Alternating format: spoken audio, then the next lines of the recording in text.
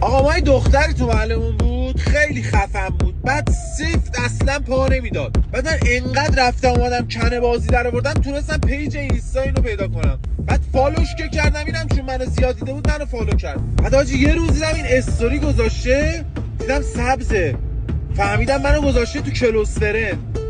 گفتم تمومه دیگه، به تموم شد، کار در اومد.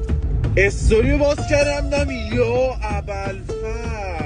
بعد آقا من از این اسکرین شات گرفتم. نگو اسکرین شات میگیری پیام میره به طرف که آقا این از عکس تو اسکرین شات گرفت. یهو دیدم پیام داد عکس منو میخوای چیکار کنی ها؟ الان به 5 تا داداشم میگم، 5 تا داداش داره، قاسم، اکبر، جلال، حسن. الان من ترس اینا نمیدونم کجا مثلا اینجا بیامونه. فقط مستقیم اومدم فراری شدم.